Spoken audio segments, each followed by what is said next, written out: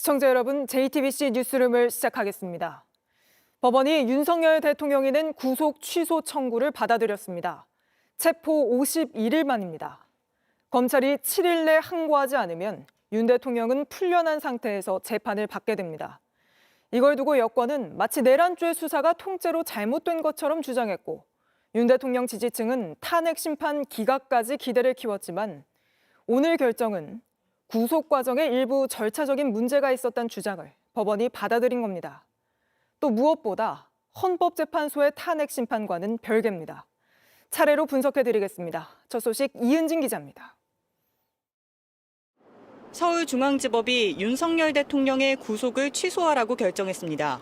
지난달 4일 윤 대통령 측이 구속 취소 청구를 받아들인 겁니다. 재판부는 구속 기간을 넘겨서 기소했기 때문이라고 설명했습니다. 윤 대통령 측은 법치주의가 살아있음을 확인한 것이라며 검찰은 즉시 대통령을 석방하라는 입장을 냈습니다. 대통령실도 법원의 결정을 환영한다며 대통령이 직무에 복귀하길 기대한다는 입장을 냈습니다. 검찰 입장은 아직까지 나오지 않고 있습니다. 법원 결정을 받아들여 석방 지휘를 할지 불복해 즉시 항고를 할지 여부를 논의 중인 걸로 파악됩니다. 검찰은 7일 내에 즉시 항고를 결정하는데 이 기간 동안 윤 대통령의 구속 상태는 유지됩니다. 윤 대통령이 수감된 서울구치소 앞에선 지지자들이 연신 윤 대통령을 연호하고 환호성을 질렀습니다. 윤석열!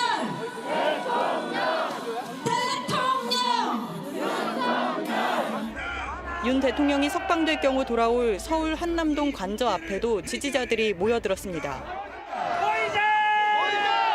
이제 우리의 싸움은 지금부터 시작이 됐습니다. 경찰은 대통령 복귀와 집회 인파 사고에 대비해 관저 인근에 차벽을 설치하고 일대 경비를 강화했습니다. JTBC 이은진입니다. 이번에 법원이 구속 취소 결정을 내린 건 구속 기간을 검찰이 기존에 해오던 방식과는 다르게 계산하며 검찰이 구속 기한을 넘겨 윤 대통령을 기소했다고 봤기 때문입니다. 이번 판단으로 윤 대통령의 내란 우두머리 혐의 재판이 중단되는 것도 탄핵 심판에 영향을 미치는 것도 아닙니다. 조혜연 기자입니다. 윤석열 대통령이 구속 상태로 재판에 넘겨진 건 지난 1월 26일 오후 6시 52분입니다. 하지만 법원은 구속기한을 넘겨서 윤 대통령이 기소됐다고 판단했습니다. 법에는 영장 심사를 위해 수사 기록이 법원에 제출됐다가 반환된 기간은 구속기한에서 빼도록 돼 있습니다. 구속기한 열흘을 넘겨 그만큼 더 구속할 수 있게 한 겁니다. 법원은 바로 이 점을 놓고 검찰과 다른 판단을 했습니다. 윤 대통령의 경우 지난 1월 17일 구속영장이 청구돼 19일에 발부된 만큼 날짜를 기준으로 사흘을 구속기한에 더했습니다. 반면 법원은 날짜가 아닌 시간으로 따져야 한다고 봤습니다. 법원에 서류가 접수되고 반환되기까지 33시간 7분이 걸린 것으로 본 겁니다. 이에 따라 구속기한 만료 기간도 달라졌습니다. 검찰 방식으론 지난 1월 27일 자정이지만 법원 방식으론 지난 1월 26일 오전 9시 7분으로 구속기한이 끝나 윤 대통령은 만료 이후 기소된 결과가 됩니다. 검찰은 관행을 따랐고 법원에서 인정받아온 방식이라고 주장했지만 재판부는 구속기한에 더하는 기간은 피의자에게 불리하지 않아야 한다고 설명했습니다. 법원은 명시적으로 내란죄 수사권이 없는 공수처의 윤 대통령 수사에도 불확실한 부분이 있다고 봤습니다. 공수처는 직권남용이란 관련 범죄를 수사하면서 내란죄를 인지했다는 입장이지만 법원은 규정이 명확하지 않다고 봤습니다.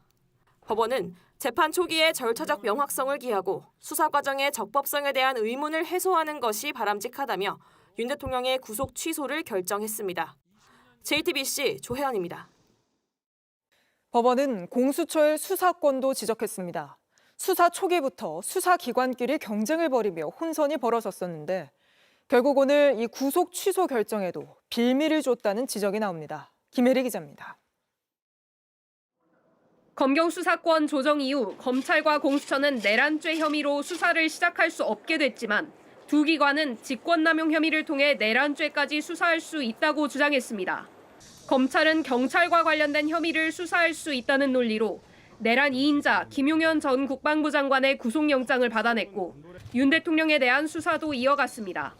이후 공수처는 공수처의 이첩 요구를 검찰이 받아들여야 한다고 주장하며 사건을 넘기라고 지속적으로 요구했고 지난해 12월 18일 검찰은 윤 대통령 사건을 모두 공수처에 넘겼습니다. 하지만 공수처는 체포영장을 발부받고도 지난 1월 3일 영장 집행에 실패했습니다. 거센 비판이 일자 오동훈 공수처장의 사과가 이어졌고 차 영장 집행이 마지막 영장 집행이라는 그 비장한 각오로 철두철미하게 준비해서 최선을 다하겠고 그런 1월 15일 체포영장 2차 집행을 통해 윤 대통령의 신병을 확보했습니다. 이후 구속영장이 발부돼 서울구치소에 수감된 후에도 윤 대통령은 수사권을 이유로 입을 열지 않았고 공수처는 내란 피의자 윤 대통령을 한 번도 강제 구인하지 못했습니다. 공수처는 제대로 된 수사를 하지 못한 채 1월 23일 대통령에 대한 기소권이 있는 검찰에 다시 사건을 넘겼습니다. 하지만 곧바로 법원은 검찰의 구속기한 연장 신청을 불허했습니다. 이때부터 구속기한을 어떻게 산정해야 하는지 논란이 일었고 윤 대통령 측은 지속적으로 이 부분을 공격했습니다. 검찰은 사건을 다시 넘겨받은 지 사흘 만에 서둘러 기소했지만 법원은 수사를 한 기관, 즉 공수처의 내란죄 수사를 놓고도 문제를 지적했습니다. 공수처는 내란죄 수사권이 없지만 직권남용과 관련된다는 이유로 윤 대통령의 내란죄를 수사했습니다.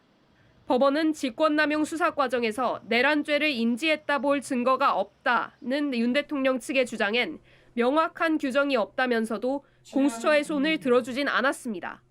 다만 불확실성을 없애기 위해선 구속을 취소하는 게 맞다고 판단했습니다. 재판부가 공수처 수사의 불확실성을 지적하면서 공수처가 확보했던 윤 대통령에 대한 증거들도 재판에서 사용되기는 어려워졌다는 평가가 나옵니다. JTBC 김혜리입니다. 네, 궁금한 점이 많습니다. 윤석열 대통령은 그래서 바로 석방되는 건지, 검찰은 항고를 한다는 건지 스튜디오에서 바로 법조팀 연지환 기자에게 물어보겠습니다. 자, 연 기자, 윤 대통령 석방은 그럼 어떻게 되는 겁니까? 네, 핵심은 검찰이 이 법원의 결정에 대해서 즉시 항고를 하느냐입니다. 네. 형사법에는 검찰이 다시 한번 판단을 받아보겠다고 하면 법원의 판단에 대해 집행 정지의 효력이 있다고 되어 있습니다. 검찰이 어떻게 결정하느냐에 따라 석방이 안 될 수도 있는 건데요. 그런데 이 역시도 사실 불분명합니다. 법이 있는데 왜 불분명하죠? 네, 재판 중에 구속된 피고인이 석방되는 경우는 크게 세 가지가 있는데요. 네. 보석과 구속 집행정지 그리고 구속 취소입니다. 보석과 구속 집행정지는 일정한 조건을 달고 피고인을 풀어주는 것이고요. 구속 취소는 아예 구속 자체가 잘못됐다는 판단입니다. 그런데 헌법재판소가 이 보석과 구속 집행정지의 즉시 항고의 경우에 대해서 판단을 한 적이 있습니다. 네. 검찰이 즉시 항고했다고 해서 석방하지 않으면 법원의 결정을 무의미하게 할 수 있기 때문에 위헌이라는 겁니다. 그런데 구속 취소의 경우에는 헌재가 이 위헌 여부를 따로 판단한 바가 없습니다. 네. 다만 항고 기간은 일주일 7일입니다. 검찰이 고민할 수 있는 시간을 주는 건데요. 윤 대통령이 일단 이 기간 동안에는 구치소에 수감이 되는 겁니다. 그러니까 정리하자면 검찰이 항고 여부를 고민할 시간이 7일이 있고 그동안은 윤석열 대통령이 수감돼 있는다. 이런 거군요. 근데 이게 석방이 된다고 해서 윤석열 대통령이 지금 받고 있는 내란 우두머리죄 재판이 멈추는 건 아니잖아요. 네, 맞습니다. 윤 대통령은 지난 1월 26일에 내란 우두머리 혐의로 기소가 된 뒤에 재판을 받고 있습니다. 네. 공판 준비 기일도 이미 진행을 했죠.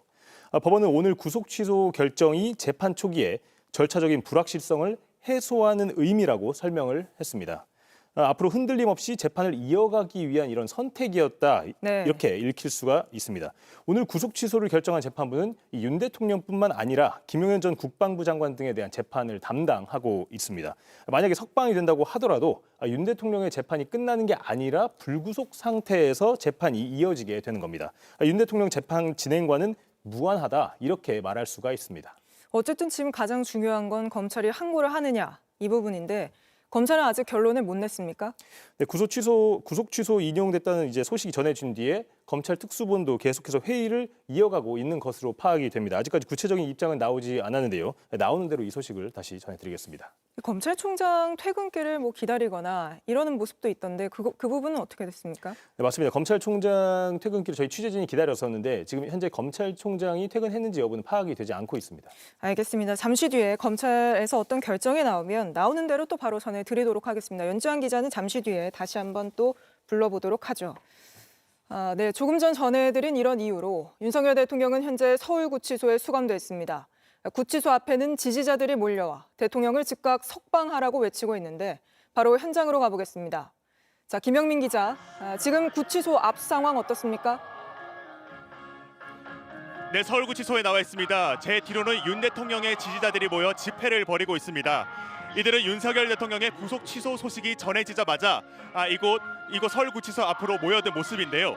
지지자들은 서울구치소 정문 양 옆으로 서서 집회를 벌이고 있는 모습입니다. 저희 취재진이 오후 3시쯤 도착했을 때만 해도 지지자들은 약 100여 명가량이 모였었는데 지금은 날이 어두워질수록 지지자들이 점점 더 모여들고 있는 모습입니다. 현재는 대략 300명가량 모여든 모습입니다. 일부 경향된 윤석열 대통령의 지지자들은 취재진을 위협하기도 했습니다. 이들은 자신들이 승리했다며 취재진을 향해 욕설을 하고 카메라까지 빼앗으려고 했습니다.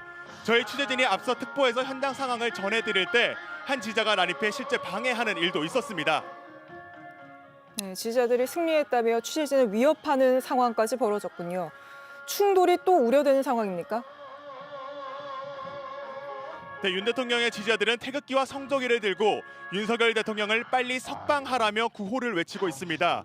이들은 구속 취소가 결정되었으니 탄핵도 무효화되어야 한다며 황당한 주장들을 늘어놓고 있습니다. 집회 초반에 지지자들은 드디어 윤석열 대통령이 석방됐다며 손뼉을 치며 눈물을 흘리기까지도 했는데 이후 석방 소식이 전해지지 않자 일부가 취재진과 경찰을 향해 분노를 표하기도 했습니다. 반대편에서는 탄핵 찬생 집회도 조금 전까지 열렸었는데 혹시 모를 충돌도 우려가 되는 상황입니다. 경찰은 구치소를 중심으로 기동대를 대거 배치하고 차벽을 설치하는 등 혹시 모를 상황에 대비하고 있는 모습입니다. 지금까지 서울구치소에서 JTBC 김영민입니다. 지금 구치소뿐 아니라 관저 앞에도 지지자들이 몰려와 있습니다. 이것도 혼란스러워서 지금 경찰이 기동대 인력 1,100여 명을 배치했다는데 바로 가보겠습니다. 자, 오원석 기자, 지금 관저 앞 상황은 어떻습니까? 네, 윤 대통령 구속 취소가 결정됐다는 소식이 전해진 직후 오후 일찍부터 제가 나와 있는 이곳 대통령 관저 앞에도 지지자들이 몰려들기 시작했습니다. 헌법재판소 앞에서 집회를 벌이던 이들도 해당 집회 장소를 해산하고 이곳으로 합류하면서 집회는 더욱더 몸집을 불리고 있는 상황입니다. 윤 대통령이 구치소에서 풀려나 이곳 관저로 들어오는 장면을 직접 보겠다며 지지자들이 몰려들고 있는 겁니다. 취재진도 일찍 도착해서 이곳 상황을 지켜보고 있었는데 윤 대통령이 도착할 때까지 계속 기다리겠다는 이들이 많았습니다. 그리고 어떤 지지자는 윤 대통령의 석방 소식을 듣고 급히 달려왔다며 눈물을 흘리기도 했습니다. 네, 그쪽도 집회가 과열되는 분위기입니까? 그렇습니다. 저희 취재진은 윤 대통령 체포 전에도 이곳 한남동에서 당시 연일 열리던 집회를 지켜봤었는데요. 오늘은 그때보다 더 과열된 상태에서 집회가 이루어지고 있습니다. 지지자들은 법원의 이번 결정으로 윤 대통령에 대한 불법 구속임이 확인됐다, 이렇게 외치고 있습니다. 구속도 취소됐으니 더 나아가 탄핵 심판 역시 기각해야 한다는 주장을 하면서 집회 선동 수위를 높이고 있는 겁니다. 윤석열 대통령 각하 구속 취소, 즉각 석방, 탄핵 무효. 윤석열 대통령입니다. 윤석열 탄핵. 네, 대통령 석방을 반대하는 쪽도 나오면서 충돌이 이어졌다고요? 네, 그렇습니다. 주로 휴대전화기로 인터넷 방송을 하는 이들끼리 곳곳에서 충돌이 목격됐습니다. 탄핵 찬성인 입장인 이들이 휴대전화로 방송을 틀고 집회 현장에 나타나자 이곳에서는 고성과 욕설이 터져나오기도 했습니다. 윤 대통령 체포 이전 상황처럼 지금 현재 관저를 통하는 길은 모두 차단된 상태인데요. 이 때문에 일부 집회 참가자들은 경찰한테 거세게 항의하는 모습도 관찰됐습니다. 취재진에 대한 위협까지 빈번하게 이루어지고 있는 상황에서 윤 대통령의 구속 취소로 관저 앞 혼란한 상황은 윤 대통령 체포 이전으로 되돌아간 셈이 됐습니다.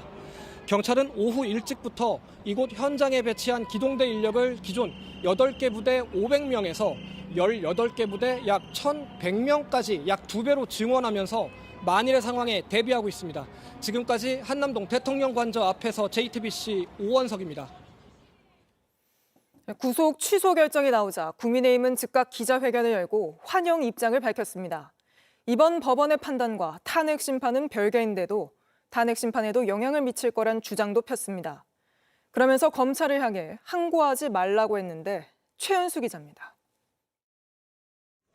법원의 구속 취소 인용 소식에 국민의힘은 곧장 기자회견을 열었습니다. 법원이 법리와 양심에 따라 현명한 결정을 내려준 데 대해 국민과 함께 환영합니다. 법원이 늦었지만 상식적인 판단을 내렸다면서 공수처에 책임을 물었습니다. 공수처 위법 부당한 체포영장 및 구속영장 집행에 대해서 법원이 잘못됐다는 결론을 내린 것입니다. 그러면서 법원의 결정이 헌법재판소 탄핵 심판에도 10분 반영될 거라면서 헌재를 압박했습니다. 헌재의 평의, 결정을 내리기 전에 하는 비공개 회의에서도 정치적인 고려가 없었는지 재검토해야 한다고 했습니다. 검찰은 법원의 판단을 받아들이라고도 주장했습니다. 이철규, 조배숙, 박대출 의원 등 일부 국민의힘 의원들은 윤석열 대통령 석방을 맞이하겠다며 서울구치소로 모여들었습니다. 조 의원은 SNS에 글을 올려 여세를 몰아 대통령 탄핵 기각까지 이어가야 한다고 주장했습니다. 한남동 관저 앞엔 오후 4시부터 탄핵에 반대하는 국민의힘 당협위원장들이 집회를 열고 구속 취소를 환영했습니다. 검찰과 공수처는 불법을 인정하고 국민을 향해 석고 대조해야 할 것이다. 오늘 법원이 절차적 공정성을 계속 주장해온 국민의힘의 주장에 손을 들어준 만큼 국민의힘은 앞으로 더 거세게 헌법재판소를 압박할 것으로 보입니다. JTBC 최연수입니다. 대통령실도 즉각 비서실장 주재로 긴급 수석 비서관 회의를 소집하고 여당처럼 이번 법원 판단과 탄핵 심판을 연관지으며 대통령의 조속한 직무 복귀를 기대한다고 밝혔습니다. 대통령실은 현재 대통령 권한 대행을 보좌하는 제한적 역할만 맡고 있는데도 윤 대통령을 위한 여론전에 나선 겁니다. 김필중 기자입니다. 법원의 구속 취소 결정 직후 대통령실은 정진석 대통령 비서실장 주재로 긴급 수석 비서관 회의를 소집했습니다. 이어 107자짜리 입장문을 내놨습니다. 법원의 결정을 환영한다면서 공수처 수사를 비판했습니다. 수사권이 없는 공수처의 보여주기식 불법 수사가 뒤늦게나마 바로 잡혔다는 겁니다. 그러면서 대통령실은 국민과 함께 대통령의 조속한 직무 복귀를 기대한다고 덧붙였습니다. 구속 취소와 헌법재판소의 탄핵 심판은 별개인데 사실상 탄핵 기각을 기대한다는 취지의 입장을 내놓은 겁니다. 또 정진석 대통령 비서실장은 서울구치소를 찾아 석방 절차를 점검하고 밤중 석방에 대비해 대기하고 있습니다. 대통령실은 윤 대통령이 직무 정지가 된 이후 최상목 권한대행을 보좌하는 제한적인 역할을 맡아왔습니다. 그런데도 정치적으로 해석될 수 있는 윤 대통령을 위한 메시지를 내놓는 건 부적절하다는 지적이 나옵니다. 윤 대통령이 지난달 헌재 최종 변론에서 직무 복귀를 전제로 임기 단축 개헌을 주장해왔을 때도 대통령실은 보폭을 마쳤습니다. 제가 직무에 복귀하게 된다면 먼저 펼칠 체제를 우리 몸에 맞추고 미래 세대에게 제대로 된 나라를 물려주기 위한 개헌과 정치개혁의 추진에 후반부를 집중하려고 합니다. 정진석 비서실장이 탄핵 소추안 가결 이후 중단됐던 주말 수석비서관 회의를 열고 계엄 사태 이후 처음으로 수석비서관이 나서 언론 브리핑을 열기도 했습니다. 이때도 윤 대통령의 탄핵 심판 기각을 염두에 두고 본격적으로 움직이기 시작한 거란 해석이 나왔습니다. JTBC 김필준입니다. 이렇게 여권에서는 헌법재판소도 탄핵을 기각해야 한다고 외치고 있습니다. 이런 가운데 헌재는 오늘도 재판관들이 모두 모여 평의를 이어갔는데 스튜디오에서 연지환 기자와 다시 한번 짚어보겠습니다. 자, 연 기자, 당연한 얘기지만 오늘 법원의 결정과 헌재의 판단은 별개잖아요. 그렇습니다. 구속 취소 인용은 헌재의 결정과는 무관합니다. 네. 헌재는 지난달 25일을 마지막으로 변론을 종결하고 평의를 이어가고 있습니다. 윤 대통령도 직접 60분 넘게 입장을 밝히면서 개헌을 추진하겠다는 등 최후 변론을 했었죠. 선고를 위한 변론 절차는 모두 마무리됐고 오늘 평의를 통해서 이 결론을 다듬고 있을 것으로 보입니다. 네. 그간의 사례에서 최종 변론 뒤 선고까지 11일에서 14일까지 걸린 것을 봤을 때 윤 대통령에 대한 탄핵 심판 선고는 예상대로 다음 주가 되지 않겠냐는 시각이 우세합니다. 탄핵 선고 전에 윤석열 대통령이 석방된다면 관저로 돌아가게 되는 거죠? 네, 맞습니다. 윤 대통령은 직무가 정지된 상태이지만 여전히 현직 대통령입니다. 이 때문에 석방이 된다고 하더라도 관저로 돌아가게 됩니다. 근데 이게 체포영장 집행이 있을 때는 관저 안에만 머물렀지만 이제는 꼭 그럴 필요가 없어진 거 아닙니까? 석방된 상태에서 탄핵 심판 선고가 나면 그 뒤는 어떻게 될까요? 선고가 나서 만약에 기각이 된다면 당연히 직무에 복귀를 네. 하겠고요.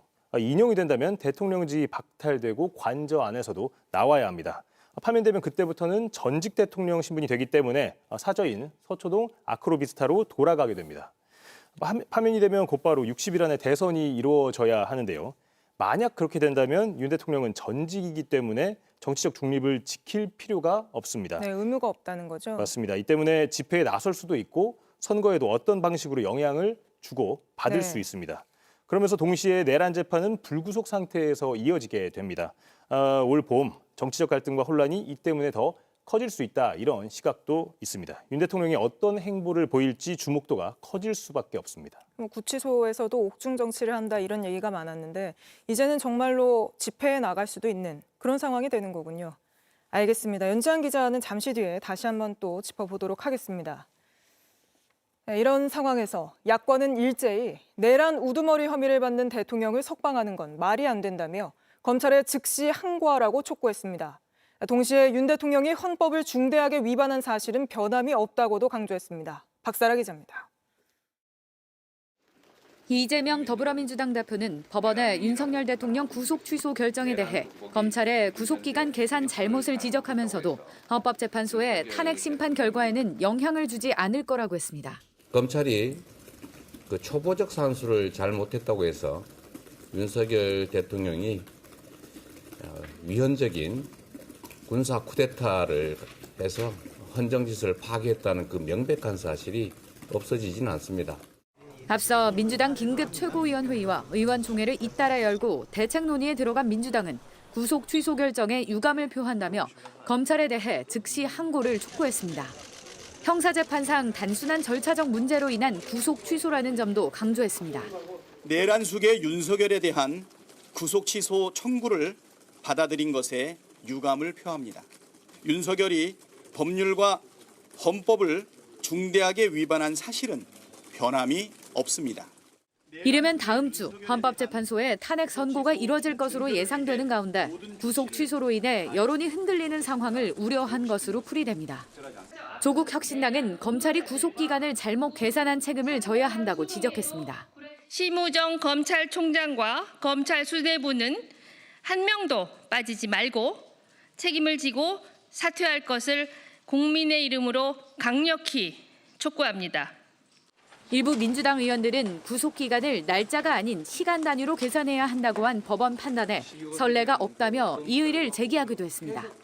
민주당은 검찰의 항고 여부를 지켜보겠다며 내일 오후 헌재 앞에서 열리는 탄핵 찬성 집회에 총집결하기로 했습니다. JTBC 박사라입니다. 탄핵 심판 선고를 앞두고 국민의힘은 윤 대통령에게 불리한 증언을 했던 곽종근 전 사령관 흔들기에 주력하고 있습니다. 그러나 곽 전 사령관 외에도 다수의 군인들이 대통령이 국회의원들을 끌어내라고 지시했다고 증언했습니다. 이승환 기자입니다. 국민의힘이 김병주, 박선원, 박범계, 부승찬 더불어민주당 의원 등을 강요와 위증교사 등 혐의로 검찰에 고발했습니다. 곽종근 전 특수전 사령관이 12.3 비상계엄 당시 윤석열 대통령에게서 국회의원을 끄집어내라는 지시를 받았다고 증언한 게 민주당 의원들의 강요와 협박 때문에 이뤄졌다는 주장입니다. 이미 오염된 진술이라며 곽 전 사령관 증언의 신빙성을 공격했습니다. 헌법재판의 졸속 심리로 국민들의 신뢰가 뚝 떨어진 상황에서 이처럼 오염된 진술들을 근거로 잘못된 판결을 내린다면 국민들께서 절대로 납득하시지 못할 것입니다. 하지만 곽 전 사령관이 김병주 의원의 유튜브 채널에 출연한 당일 비상계엄 선포 직후 국회에 투입됐던 이상현 제1공수특전여단장의 증언도 곽 전 사령관과 크게 다르지 않았습니다. 사령관님의 그 VTC로 지휘관들 등장한 상태에서 임무받았습니다. 국회의 안에 있는 인원을 밖으로 내보내라, 그런 임무였습니다. 또 하루 전날에도 한 계엄군이 익명 인터뷰로 국회의원을 끌어내라는 지시가 있었다고 밝혔습니다. 국회의원들이 다 임무 중에 국회의원 밖을 끌어야 지난달 국회에 나온 이 여단장의 작전 참모는 대통령 지시를 분명히 기억한다고 말했습니다. 대통령님 지시라는 그 단어는 제가 기억하고 있습니다. 임팩트가 있기 때문에 기억하고 있습니다. 윤 대통령 공소장에도 이진우 전 수도방위 사령관이 총을 쏴서라도 문을 부수고 들어가 끌어내라는 지시를 윤 대통령으로부터 직접 받았다고 적시돼 있습니다. 이런 가운데 박범계 부승찬 민주당 의원도 오늘 권영세 국민의힘 비상대책위원장과 당 법률자문위원장인 주진우 의원을 허위사실 유포 혐의로 경찰에 고소했습니다. JTBC 이승환입니다. 경찰이 김성훈 경호차장에 대한 4번째 구속영장 신청을 준비 중입니다. 구속영장을 청구해야 한다는 판단이 나오면서 수사의 물꼬가 트인 건데 특히 내란 사태의 핵심 증거, 비화폰 서버를 확보할 수 있을지 관심입니다. 정혜성 기자입니다.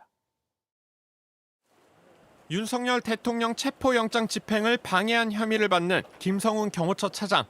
비상계엄 당시 사용된 비화폰 기록 삭제를 지시했다는 증거인멸 의혹도 받고 있습니다. 경찰은 김 차장에 대해 3차례 구속영장을 신청했지만 검찰은 매번 다른 이유를 들며 기각해 논란이 됐습니다. 그런데 서울고검심의위원회가 구속영장을 청구하는 게 맞다며 경찰의 손을 들어주면서 수사의 물꼬가 튀었습니다. 경찰은 오늘 오전부터 김 차장에 대한 구속영장을 언제 재신청할지 논의했습니다. 경찰 관계자는 이제 법원에서 판단받을 가능성이 커진 만큼 구속영장을 보완하는 작업도 필요하다고 설명했습니다. 경찰은 내란 사태의 핵심 단서인 비화폰 서버 수사에 기대를 걸고 있습니다. 도청과 녹음이 불가능한 비화폰은 비상계엄 당시 윤 대통령과 김용현 전 장관 등 내란 수뇌부가 사용했습니다. 그동안 김 차장이 경찰의 경호처 압수수색을 막아서면서 비화폰 서버를 확보하지 못한 상황. 김 차장 등 경호처 강경파가 구속되면 비화폰 서버를 확보할 수 있는 길이 열리는 셈입니다. 이런 가운데 윤 대통령의 구속이 취소된 것과 관련해 경찰은 관련 수사를 차질 없이 진행하겠다는 의지를 드러냈습니다. JTBC 정혜성입니다. 오늘 광주에서 일부 대학생들이 탄핵 반대 집회를 열었는데 극렬 지지자들과 유튜버들까지 가세했습니다. 이 자리에서 또다시 혐오 발언과 음모론이 쏟아졌습니다. 정진명 기자입니다.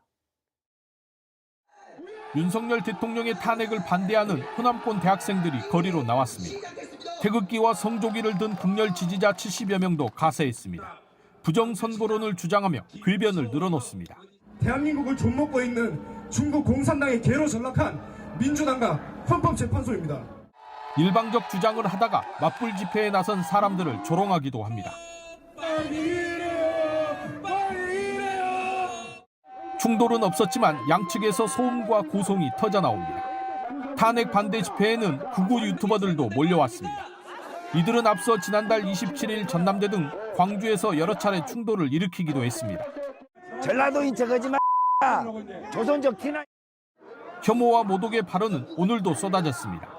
김대중 전라도 팔아쳐먹은 김대중 5월을 사랑한다는 빨갱이 단체 해체하라. 80년 5월을 겪은 5.18 유가족들은 이들의 행태에 분통을 터뜨렸습니다. 사람이라 하면은 조금이라도 그런 양심이 있으면은 강조해 와서 저러지 못하죠. 전혀 양심도 없고. 윤 대통령 탄핵 심판 선고일을 앞두고 도를 넘는 행태가 반복되고 있습니다. JTBC 정진명입니다. 이뿐 아니라 새학기가 시작된 대학 캠퍼스 역시 윤 대통령 탄핵 찬반 집회로 시끄럽습니다. 특히 극우 유튜버와 극렬 지지자들이 학교 곳곳을 돌면서 소란을 피우고 있는데 밀착 카메라 정희훈 기자가 현장 취재했습니다. 지난 6일 총신대학교 정문 앞 울타리가 설치됐고 경찰이 에워쌌습니다. 일부 재학생들이 윤석열 대통령 탄핵 반대 시국선언을 한다는 게 알려지면서 이를 비판하거나 또는 지지하기 위해 학교와 무관한 사람들까지 많이 몰렸기 때문입니다. 라이브 방송을 켠 유튜버들의 모습도 많이 보입니다.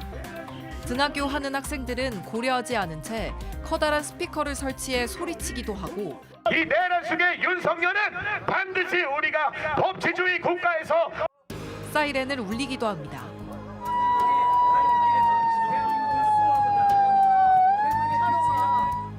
양측이 서로 큰 소리로 욕설을 주고받다가 시비가 붙기도 합니다.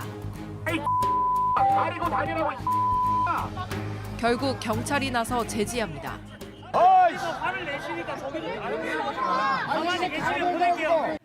개강 첫 주라 학사 업무가 많은 대학 교직원들도 안전관리에 나설 수밖에 없습니다.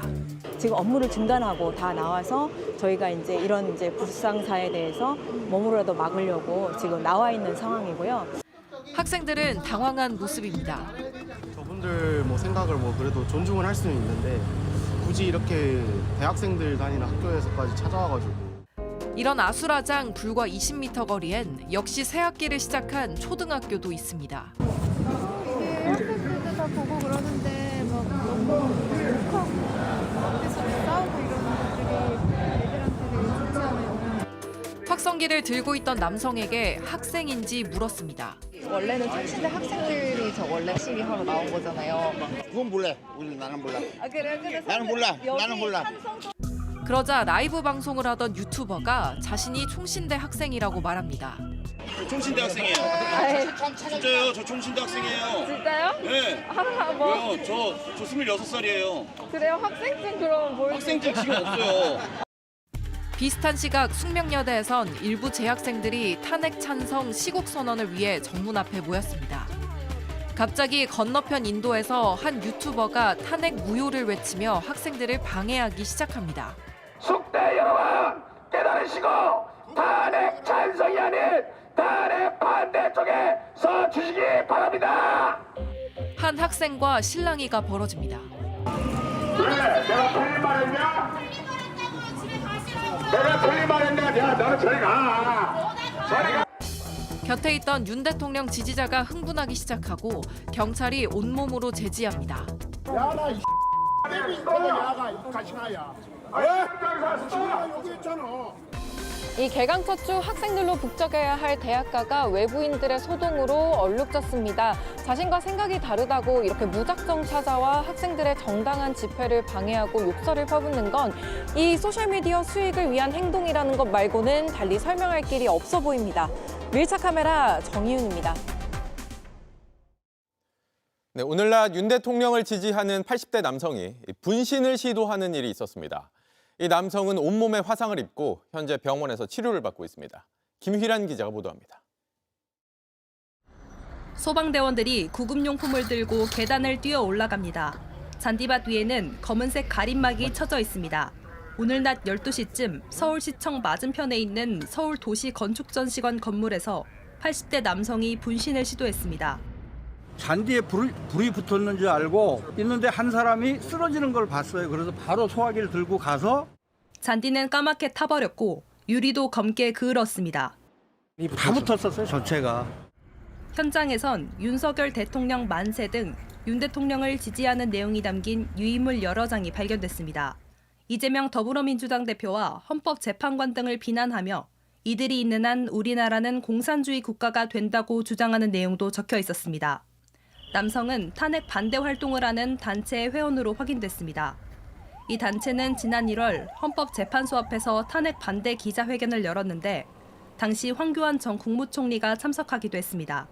남성은 전신에 화상을 입고 병원으로 옮겨져 치료를 받고 있습니다. 경찰과 소방당국은 현장 감식 등을 토대로 정확한 사건 경위를 조사하고 있습니다. JTBC 김희란입니다. 경찰이 성폭력 의혹을 받는 장제원 전 의원에 대해 출석을 요구하며 본격 수사에 나섰습니다. 장 전 의원은 관련 의혹을 일체 부인하고 있는데 당시 함께 있었던 한 교수는 저희 취재진에게 일행이 호텔바에 간 건 맞다는 취지로 말했습니다. 안지연 기자입니다. 피해자 A씨가 사건 일로 지목한 건 지난 2015년 11월 17일 밤입니다. 이날 장 전 의원의 총선용 선거 포스터 촬영이 있었고 술자리가 이어졌던 겁니다. 하지만 술자리가 길어진 뒤 상황부터 A씨가 한 진술을 장 전 의원은 부인하고 있습니다. A씨는 2차가 끝난 뒤 강남의 모 호텔 와인바로 갔다고 경찰에 진술했습니다. 하지만 장 전 의원은 지난 2월 JTBC 취재진에 2차가 끝난 뒤 집으로 갔다 호텔에 간 적 자체가 없다고 했습니다. 그런데 술자리엔 사실 일행이 한 명 더 있었습니다. 장 전 의원의 친구인 부산 모 대학 교수 김모 씨를 직접 만나봤습니다. 내가 호텔 나간 기억이 나요. 술 한잔 먹자라고 한 것 같아요, 내가 보기에는. 근데 내가 일어나 보니 1층에 있는 카페에서 누워있더라니까. A씨는 거듭 호텔바에서 권하는 술에 만취했고 다음 날 깨어보니 호텔의 19층 객실이었다고 기억합니다. 그래서 배가 아프다고 핑계를 댄 뒤 오전 8시 30분쯤 장 전 의원을 피해 방에서 도망쳐 나왔다고 했습니다. 호텔에서 나온 직후 피해자는 지인에게 전화를 해 상황을 설명한 걸로 알려졌습니다. 도움을 청했고 조언에 따라 성폭력 상담소 해바라기 센터로 갔습니다. A씨가 호텔에 나선 직후 장 전 의원은 전화를 걸었고 A씨의 전화기가 꺼져 있자 하루 동안 17통의 문자를 보냈습니다. JTBC가 앞서 보도한 그렇게 가버리면 내 마음은 어떻게와 같은 내용입니다. 왜 답을 하지 않느냐, 나한테 화났느냐고 묻는 문자도 있습니다.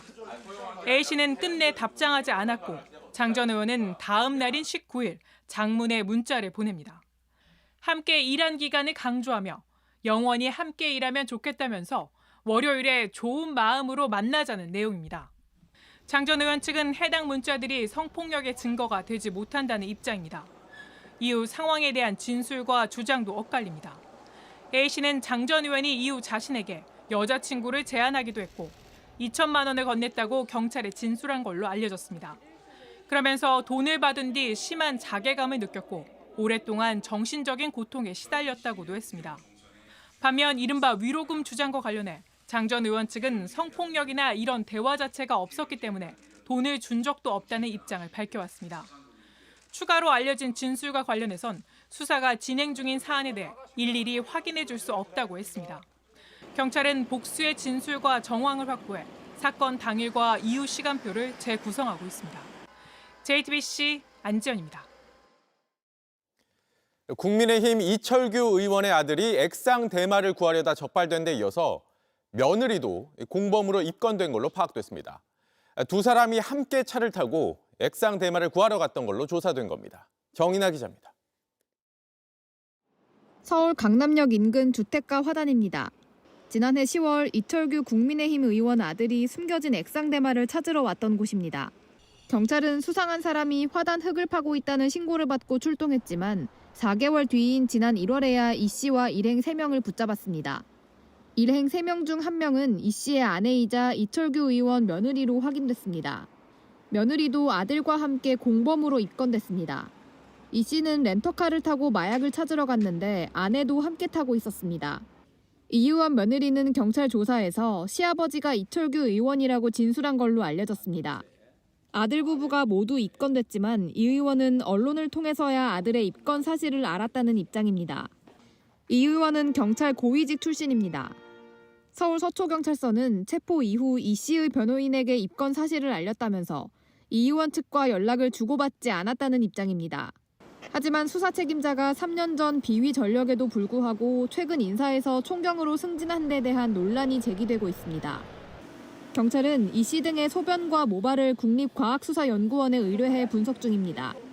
취재진은 이 의원 측의 아들 부부의 입건에 대한 입장을 물었지만 아무런 답변을 받지 못했습니다. JTBC 정인아입니다.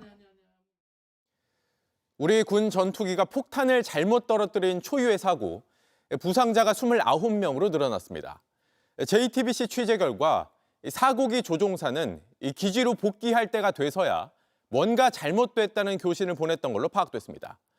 자신이 오폭 사고를 냈다는 걸 뒤늦게 알았다는 겁니다. 윤세민아 기자가 취재했습니다. 경기 포천의 승진 훈련장에 뜬 아파치 헬기와 F-35A 스텔스 전투기가 연달아 표적을 명중시킵니다. 뒤이어 진입이 예정돼 있던 KF-16 두 대는 끝내 모습을 드러내지 않았는데 같은 시각 훈련장에서 8km 떨어진 마을 위로 폭탄 8발을 떨어뜨렸습니다. JTBC 취재 결과 사고기 조종사는 폭탄 투하 후 기지로 복귀하는 과정에서 공군 작전사령부 통제실에 무언가 잘못됐다는 교신을 보낸 것으로 확인됐습니다. 작전사령부는 이 교신을 받은 직후 폭탄이 어떻게 됐는지 찾기 시작했는데 이미 8발의 폭탄이 터진 뒤였습니다. 전투기 2대가 엉뚱한 곳으로 날아가 폭탄을 떨어뜨리고 복귀할 때까지 지상의 통제실이나 조종사 본인 모두 사고를 인지하지 못했던 겁니다. 사고 조사 과정에서 조종사가 위도 좌표 7자리 중 숫자 하나를 잘못 입력한 사실도 드러났습니다. 공군 관계자는 좌표 체계는 위도 7자리, 경도 8자리로 구성돼 있는데 이 가운데 숫자 하나만 틀려도 완전히 다른 위치로 가게 된다고 설명했습니다. 2번기 조종사는 좌표를 정확히 입력하고도 1번기를 따라 폭탄을 떨어뜨린 것으로 조사됐습니다. 공군은 사고기 조종사가 폭탄 투하 직전 육안으로 지형물을 확인하는 절차를 아예 생략했는지도 들여다보고 있습니다. 당시 전투기는 1200m 상공에서 비행 중이었는데 산악지대 한가운데 위치한 훈련장과 주택과 비닐하우스 등이 빼곡한 마을을 구분하지 못한 건 선뜻 이해하기 어렵다는 지적도 나옵니다. JTBC 윤세민입니다. 사고 이후 군의 대응도 논란입니다. 소방당국이 출동해 사고 수습을 벌이고 있을 때 군 당국은 장병들을 격려하고 있었습니다. 또 대통령 권한대행에게 사고가 보고될 때까지 1시간이 넘게 걸렸습니다. 조보경 기자입니다. 훈련이 시작된 건 어제 오전 9시 10분경입니다. 약 1시간 뒤인 10시 4분, 공군 전투기 2대가 민가에 폭탄 8발을 떨어뜨립니다. 소방은 민간인 신고를 받고 출동했고 10시 20분에는 훈련 중 폭탄이 터진 것으로 추정 확인했다고 했습니다. 하지만 정작 군사작전을 총괄하는 합동참모본부에 사고가 보고된 건 이보다 4분 늦은 시각입니다. 해당 훈련 현장에 있던 합참의장은 사고 발생 36분이 지나서야 알았습니다. 이 때문에 한창 사고 수습이 진행되고 있는 시간에 정작 군에선 한가로이 훈련에 참가한 장병들을 격려하고 장비를 살펴보기도 했습니다. 그러면 이것도 같이 미군하고 연합작전으로 사용하나요? 예, 해봤습니다. 국방부 장관을 대행하고 있는 김선호 차관은 사고 39분 만에, 최성목 대행은 차관에게 1시간이 훌쩍 넘어서야 첫 보고를 받았습니다. 최 대행을 보좌하는 기재부 업무지원단 관계자는 TV를 보고 사고 사실을 인지해 국방부에 확인 요청을 했다고 했습니다. 보고가 늦어진 데 대해 군 당국자는 실제 떨어진 탄이 공군이 갖고 있는 것인지 등을 확인하는 시간이 필요했다고 설명했습니다. 공군은 폭탄을 민가에 투하해놓고도 탄을 확인하는 데 시간을 끌어 보고와 대응이 늦어졌다는 비판이 나옵니다. 국방부는 장관 대행을 본부장으로 하는 사고 대책본부를 꾸리고 수습에 나선 가운데 오는 12일 조사 결과를 추가로 발표하겠다는 계획입니다. JTBC 조보경입니다. 정부가 내년도 의대 모집 인원을 기존 3,058명 원점으로 되돌리기로 했습니다. 다만 의대생들이 이달 안에 학교로 돌아오는 게 전제라고 강조했는데 의대생 단체는 해결된 게 없다며 사실상 복귀를 거부했습니다. 이희령 기자입니다. 정부는 2026학년도 의대 모집 인원을 2년 전 수준으로 되돌리기로 했습니다. 대학별 의대 모집 인원을 2024학년도 정원인 총 3,058명으로 대학의장이 조정할 수 있도록 의대생을 반드시 복귀시킬 테니 모집 인원을 조정해달라는 의학 교육계의 건의를 받아들인 겁니다. 그러면서 의대생들이 3월 말까지 돌아오지 않으면 증원된 모집 인원 5,058명을 그대로 유지한다는 조건을 달았습니다.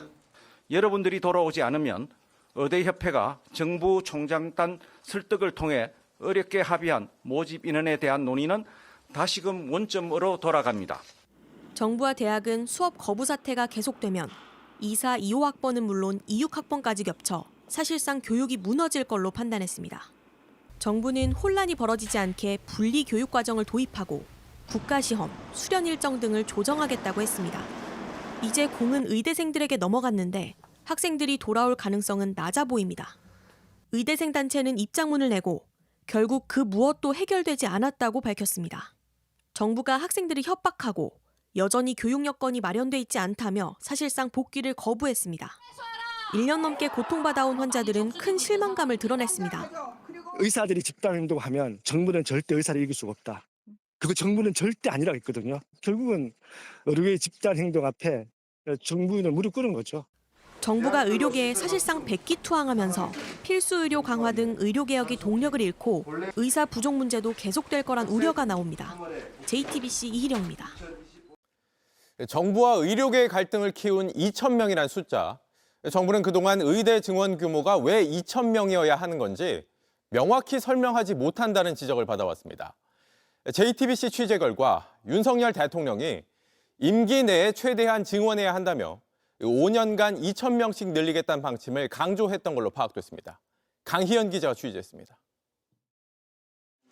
정부가 내놓았던 의대 증원안에서 2,000명이라는 숫자는 내내 논란의 핵심이었습니다. 갑작스러운 대규모 증원에 의료계와 학계에선 준비가 되지 않았다며 규모를 조정하자는 얘기도 나왔지만 정부는 움직이지 않았습니다. 2,000명 증원에 대한 근거가 무엇인지 명확히 밝히지 못했고 보건복지부는 증원 수치를 결정한 회의의 회의록도 제대로 공개하지 못했습니다. 지난해 2월 정부 발표가 나왔을 때부터 당시 의사 인력 수급 추계에 참여했던 전문가들 사이에선 우려가 나왔습니다. 저는 일관되게 5년 동안 2,000명보다는 조금 더 연착륙을 했으면 좋겠다 이렇게 말씀을 쭉 드려왔습니다. 실제 이런 우려를 감안해 복지부의 최종 발표 전 대통령실에선 1,000명씩 10년간 점진적으로 정원을 늘리는 방안도 검토했던 걸로 알려졌습니다. 하지만 이 방안을 보고받은 윤 대통령은 5년간 2,000명씩 증원해야 한다는 입장을 강하게 피력한 걸로 파악됐습니다. 내 임기가 4년 남았는데 10년을 어떻게 보장할 수 있겠냐며 정책의 연속성 차원에서 임기 내 증원 규모를 최대한 맞춰야 한다는 의지가 강했던 겁니다. 복지부가 2,000명 숫자를 고수했던 배경엔 이런 윤 대통령의 의지가 영향을 미쳤다는 해석이 나옵니다. 정부가 주먹구구식 일방적으로 2,000명 증원을 결정했다고 비난하기도 합니다. 결코 그렇지 않습니다. 2,000명이라는 숫자는 정부가 꼼꼼하게 계산하여 산출한 최소한의 증원 규모이고 하지만 2,000명이란 숫자에 매몰되면서 의료계를 설득하지 못했고 결국 윤석열 정부의 성과로 내세우려 했던 의대 증원과 의료개혁은 1년 만에 좌초됐다는 지적이 나옵니다. JTBC 강희연입니다. 트럼프발 관세 폭탄에 대한 반발로 세계 곳곳에서 미국산 제품 불매 운동이 벌어지고 있습니다. 트럼프는 일단 멕시코와 캐나다에 대한 관세 조치를 한 달 더 미루기로 했습니다. 로스앤젤레스 홍지은 특파원입니다. 카페 메뉴에서 아메리카노를 캐나디아노로 고칩니다. 미국 기업이 만드는 코카콜라 대신 캐나다 대표 음료인 캐나다 드라이를 권합니다. 일부 나라들은 미국 상품을 대체할 목록까지 만들어 미국산 불매 운동을 이어가고 있습니다. 반발 속에 트럼프 대통령은 멕시코와 캐나다에서 수입되는 상품에 대한 25% 관세 부과를 다시 한 달간 유예하기로 했습니다. It's just a modification short term because I didn't want to hurt the American. It would have hurt the American car companies if I did that. 트럼프의 오락가락 결정에 당사국들은 싸늘합니다. Well, he was the one who put this deal together, and he said it's the greatest deal ever, and we all agree. But don't use this as an excuse, because that's all it is. 이번 유예 조치는 미국, 멕시코, 캐나다 무역 협정이 적용되어 온 품목들에 한해서입니다. 자동차를 비롯해 농산물, 의약품 등이 해당됩니다. 멕시코산 수입품의 절반이 캐나다산 수입품의 38%가 일단 면제받게 됩니다. 다만 철강과 알루미늄은 현지 시간 12일부터 예외 없이 관세를 적용할 것이라고 트럼프는 재차 밝혔습니다. 이는 우리도 대상인데다 다음 달부터 상호 관세도 시작될 예정이라 변수는 여전합니다. 로스앤젤레스에서 JTBC 홍지은입니다. 트럼프는 이렇게 캐나다와 멕시코에 대한 관세 조치는 미루겠다고 했지만 중국은 언급하지 않았습니다. 중국은 연일 미국을 향해 날선 반응을 보이고 있습니다. 이어서 베이징 이도성 특파원입니다. 관세 전쟁에 포문을 연 미국에 중국 외교수장이 공개적으로 날을 세웠습니다.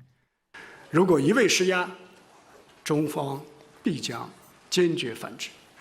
미중 관계를 꼬는 건 미국의 추가 관세라는 지적입니다. 중국에 대한 미국의 추가 관세는 트럼프 대통령이 취임하자마자 10%에서 최근 20%까지 늘어났습니다. 왕이 외교부장은 미국이 그 이유로 펜타닐 문제를 들고 있지만 책임 떠넘기기에 불과하다고 비판했습니다. 그러면서 중국 사상가 맹자의 글귀를 읊었습니다. 行有不得，反求诸己。 美国应该复盘一下，你们从这些年的关税战贸易战中得到了什么？ 왕 부장은 최근 발전을 거듭한 중국 과학기술 역시 미국의 봉쇄와 압박 덕분이라고 비꼬았습니다. 또 이런 식으로 미국 우선주의가 계속되면 이 세계는 정글의 법칙으로 회귀할 것이라고 꼬집기도 했습니다. 중국은 앞서도 어떤 전쟁이든 끝까지 가겠다며 트럼프 정부를 향해 발언 수위를 높여왔습니다. 대화를 말하면서도 한편으론 치열한 수싸움이 읽혔습니다. 同美方通过对话协商解决各自关切. 특히 도널드 트럼프 대통령을 직접 겨냥한 표현도 자제하며 향후 차려질 협상 테이블을 위한 틈을 열어뒀다는 분석도 나옵니다. 중국 베이징에서 JTBC 이도성입니다. 주요 식품 업체들이 줄줄이 가격을 올리고 있습니다. 라면에 이어서 과자, 만두 가격까지 뛰면서 먹거리 물가 부담이 갈수록 커지고 있습니다. 박소연 기자입니다. 봉지 두 묶음에 8,900원대였던 비비고 왕교자입니다. 가격이 9,400원대로 5% 넘게 올랐습니다. 가공햄 스팸은 5,500원대로 10% 가까이 훌쩍 뛰었습니다. 안 먹을 수도 없잖아. 그러니까 구매를 2개 할 걸 1개 하고 그렇게 되죠, 아무래도. 신라면과 빼빼로, 새우깡 등 소비자가 자주 찾는 품목도 많게는 10% 가까이 오릅니다. 가격이 오르기 전에는 22,000원에 살 수 있었던 이 5가지 제품을 이제는 23,500원을 내야 살 수 있게 됐습니다. 대략 제품 가격이 10% 가까이 올랐다는 이야기입니다. 전체 소비자 물가 상승폭은 지난해보다 둔화했지만 서민 생활과 직결되는 장바구니 물가는 상황이 다릅니다. 식품 업체들이 가격 줄 인상에 나서면서 지난달 가공식품 물가는 1년여 만에 최고치를 기록했고 외식 물가도 3% 오르며 전체 물가를 끌어올렸습니다. 30% 정도? 급격히 많이 오른 것 같아요. 남편 월급은 그대로인데 많이 올라서 부담이 좀 많이 돼요. 일각에선 식품업계가 어수선한 전국을 틈타 억눌러왔던 가격 인상에 나선 거란 평가도 나옵니다. 정부에서 물가 관리 좀 하면서 기업들하고 좀 소통을 통해서 이런 자제를 좀 시켜야 되는데 어떻게 보면 그런 거에 대한 역할을 지금 못하고 있다 보니까는 물가는 올라가고 힘을 잃은 정부의 물가 관리 역량은 고스란히 서민들에게 부메랑이 되어 돌아오고 있습니다. JTBC 박소연입니다. 윤 대통령 구속 취소와 관련한 소식으로 이어갑니다. 아직 검찰의 항고 소식은 들려오지 않고 있고 윤 대통령은 현재 서울구치소에 수감돼 있습니다. 관저 앞에는 윤 대통령을 기다리는 지지자들이 계속 모이고 있다는데 바로 현장으로 가보겠습니다. 자, 김지윤 기자, 지금 관저 앞으로 지지자들이 많이 모이고 있습니까? 네, 지금도 관저 앞에는 지지자로 붐비는 상태입니다. 윤 대통령 구속 취소 결정이 났다는 소식이 전해지자마자 지지자들이 이곳으로 몰려들기 시작한 겁니다.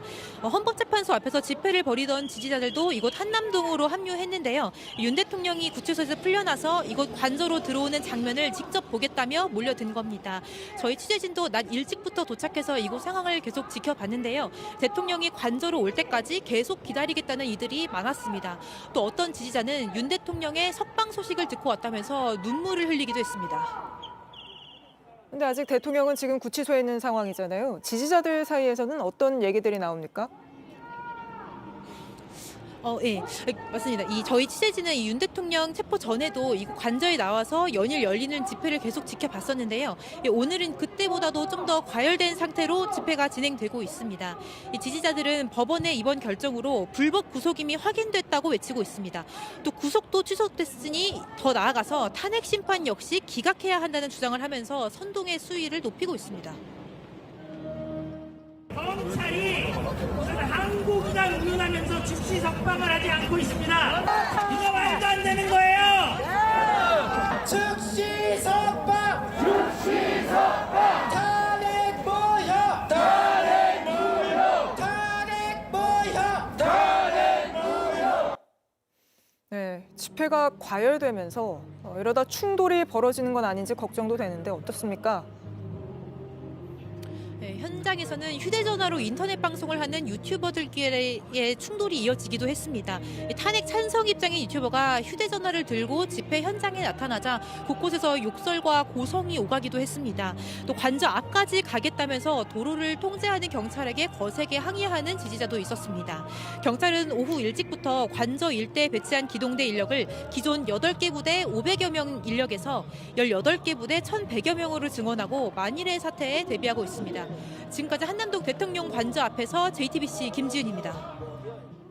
검찰이 항고할지 또 항고하면 윤 대통령의 석방은 어떻게 될지 궁금한 점들이 많은데 종합적으로 연지환 기자에게 물어보겠습니다. 자, 연 기자, 검찰에서 항고를 한다면 그 항고를 맡게 될 재판부가 또 어떤 판단을 내릴지 이 부분에 관심이 모이고 있습니다. 일단 오늘 재판부가 왜 구속을 취소해달라는 윤 대통령의 청구를 받아들였는지 그 이유를 밝혔잖아요. 그 부분부터 한번 살펴보죠. 다시 말해서 이 구속 취소는 피고인의 이 구속 결정을 취소하는 법원의 판단입니다. 여러 조건을 달아서 재판 중에 풀어주는 이 보석과는 좀 다른 건데요. 네. 법원은 먼저 이제 크게 2가지 이유를 들었습니다. 먼저 구속 기한이 만료된 상태에서 재판에 넘겨졌느냐 이게 쟁점이었죠. 네. 구속 심사를 한 기한은 구속 기한인 이 열흘에서 빼야 하는데 이걸 시간으로 봐야 하냐, 날짜로 봐야 하냐를 두고 검찰과 윤 대통령 측이 다퉜습니다. 법원은 시간으로 따지는 게 헌법과 법률에 맞다 이렇게 판단을 했습니다. 지금까지는 날짜 그러니까 이 일수로 계산을 했는데요. 이렇게 되면 피고인에게 불리하다는 겁니다. 검찰이 기존에 해오던 방식은 피고인에게 불리하다 이렇게 판단을 한 거라는 거죠? 맞습니다. 날짜로 빼버리면 피고인에게 불리할 수 있기 때문에 기존에 해오던 방식이긴 하지만 그렇습니다. 시간으로 계산을 해야 한다는 게 법원의 판단입니다. 또 공수처의 수사권도 문제를 삼았습니다. 공수처가 수사권이 있는지 없는지 불명확한 상황에서 이제 막 재판이 시작됐고 이에 대한 의문을 해소하는 게 맞다. 법원은 이렇게 판단을 했습니다.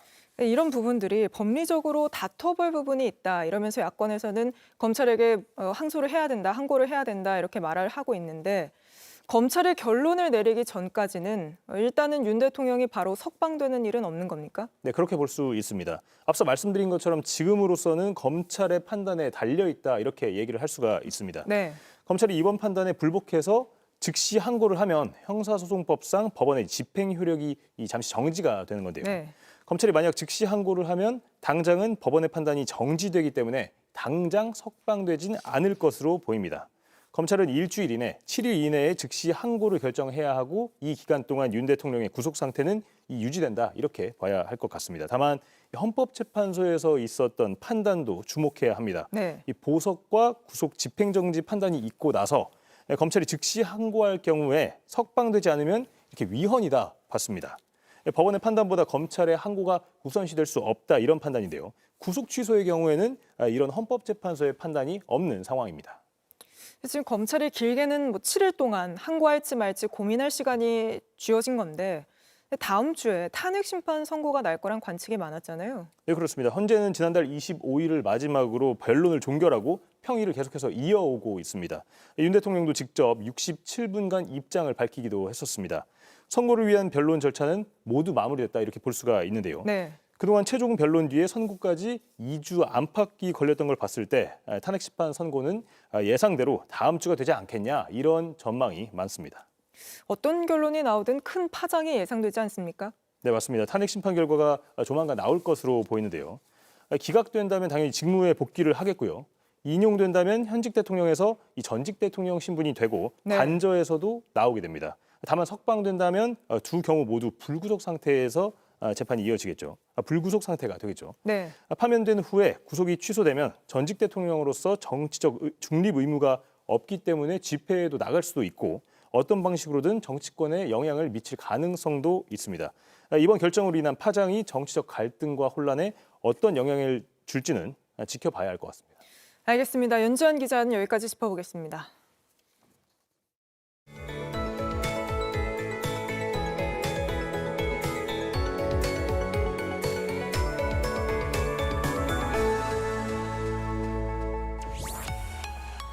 온화한 서풍이 불어들면서 서쪽에는 차츰 먼지가 쌓이고 있습니다.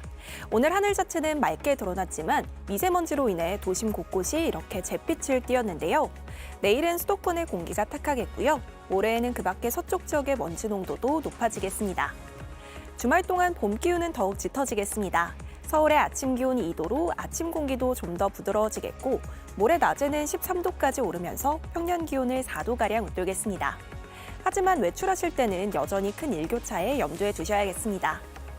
내일은 수도권을 제외한 대부분 지역에 비 소식이 있겠는데요. 비의 양은 5mm 안팎으로 많지 않겠고 오후면 대부분 그치겠습니다. 아침 기온은 대전 3도, 부산 5도로 오늘보다 2, 3도 정도 높게 시작하겠습니다. 낮 기온은 서울 10도, 대구 12도로 오늘과 비슷하겠습니다. 다음 주는 이번 주보다 더 포근하겠고요. 수요일에는 수도권과 강원 영서에 비가 내리겠습니다. 날씨였습니다. 뉴스룸 저희가 준비한 소식은 여기까지입니다. 시청해주신 여러분 고맙습니다.